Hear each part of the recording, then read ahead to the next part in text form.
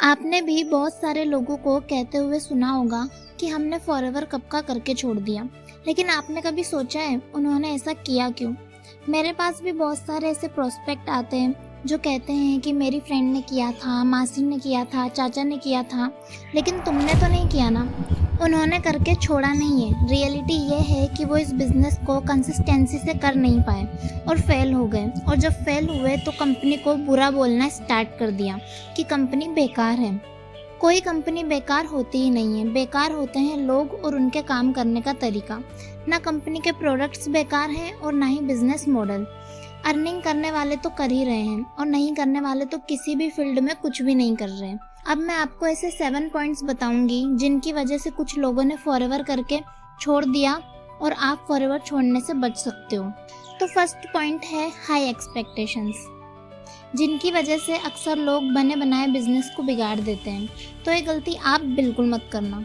कुछ लोग सोचते हैं कि बिजनेस ज्वाइन करते ही 1 से 2 महीने में इनकम जनरेट होने लगेगी, लाइफ रिच हो जाएगी, बिना मेहनत किए ही इनकम आने लगेगी।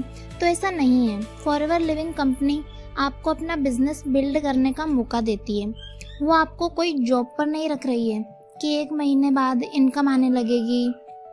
रियलिटी समझो, फॉरएवर में इनकम तभी आएगी जब आप कुछ करोगे, या तो प्रोडक्ट्स सेल करोगे या टीम बिल्ड करोगे, तब आपको इनकम आएगी।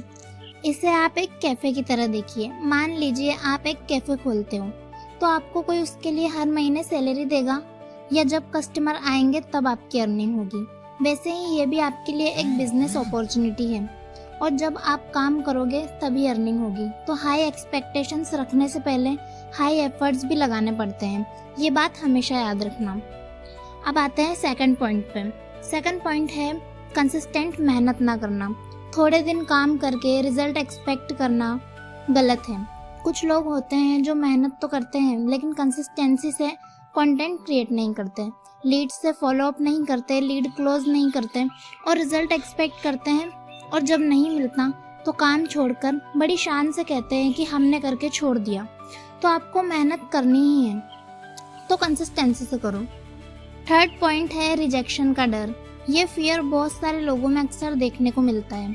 4 लोगों ने मना किया नहीं कि काम बंद करके बैठ जाते हैं। उन्हें डर होता है कि लोग क्या कहेंगे, क्या सोचेंगे, और इस चक्कर में अपना बिजनेस बिगाड़ लेते हैं। देखो, नेटवर्क मार्केटिंग इंडस्ट्री में हो तो एक सिंपल सा फॉर्मूला याद कर लो, 10 में से 1। इसका मतलब क्या है? अगर आप 10 लोगों को अपना प्लान बताओगे तो कोई एक आपके साथ काम करने के लिए रेडी होगा। तो ये बिल्कुल एक्सपेक्ट मत करना कि 10 से बात कर रहे हो तो 10 ही आपके साथ बिजनेस ज्वाइन करेंगे। अगर आप रिजेक्शन को प्रैक्टिस समझो तो कभी आपको रिजेक्शन लगेगा ही नहीं। आप जितने लोगों से बात करते हो उतनी ही ज़्यादा प्रैक्टिस होती है और आप ऑब्जेक्शन हैंडलिंग सीखते हो, और आपको पता चलता है कि नॉर्मली क्या ऑब्जेक्शन होते हैं लोगों के। तो रिजेक्शन से डरो नहीं, डील करो। अब आते हैं फोर्थ पॉइंट पे। फोर्थ पॉइंट है लर्निंग पर फोकस ना करना। एक और रीज़न मैंने रियलाइज्ड किया है जिसकी वजह से लोग अपना बिजनेस बिल्ड नहीं कर पाते, वो है लर्निंग में कमी। उनके सीनियर और मेंटर उन्हें जो बताते हैं वो उसको फॉलो नहीं करते, ट्रेनिंग्स अटेंड नहीं करते। उनको ऐसा लगता है कि उन्हें सब पता है, बट रियलिटी ये होती है कि उन्हें बिजनेस के बारे में कुछ पता ही नहीं होता। जब कोई पर्सन आपसे बोले कि मैंने फॉरएवर करके छोड़ दिया, उससे आप एक बार पूछना कि क्या आप मुझे फॉरएवर का मार्केटिंग प्लान या बिजनेस प्लान समझा सकते हैं। मैं श्योरली कह सकती हूँ वो नहीं समझा पाएंगे, क्योंकि उन्होंने खुद नहीं समझा तो वो आपको कैसे समझाएंगे।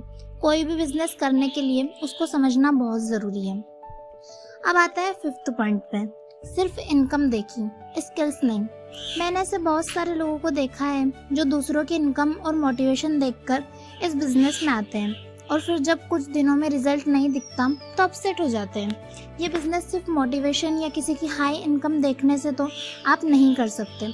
बिजनेस करने के लिए आपको communication, sales, personal branding, content creation जैसे स्किल्स सीखनी होगी, और फिर अर्निंग की उम्मीद की जा सकती है।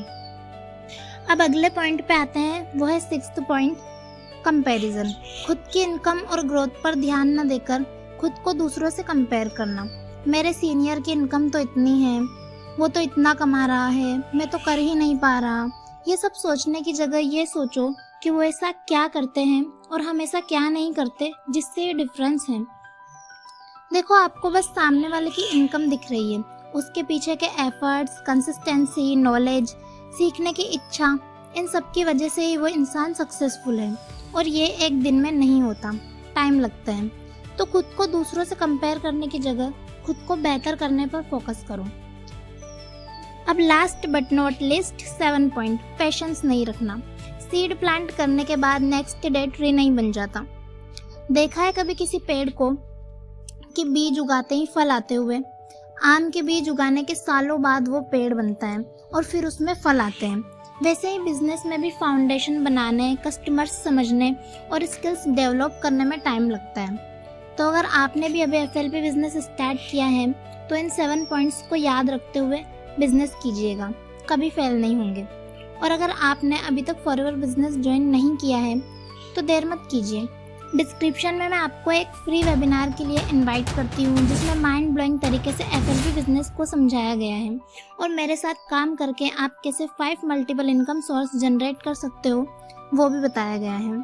सो लिंक 1 पर क्लिक करके आप वेबिनार अटेंड कर सकते हैं और फॉरएवर बिजनेस से रिलेटेड कोई भी प्रॉब्लम हो या कुछ भी पूछना हो तो आप मुझे इंस्टाग्राम पर फॉलो करके DM कर सकते हैं। मैं एब्सोल्युटली आपकी हेल्प करने की कोशिश करूँगी। इंस्टाग्राम लिंक भी डिस्क्रिप्शन में है। आई होप आपको ये 7 पॉइंट समझ आए होंगे और आपने नोट किए होंगे। सो गाइस, वीडियो अच्छी लगी हो तो लाइक करते जाना और ऐसी ही यूज़फुल वीडियोस के लिए चैनल को सब्सक्राइब कर लेना। मिलते हैं नेक्स्ट वीडियो में एक और यूज़फुल टॉपिक के साथ। तब तक के लिए बाय एंड टेक केयर।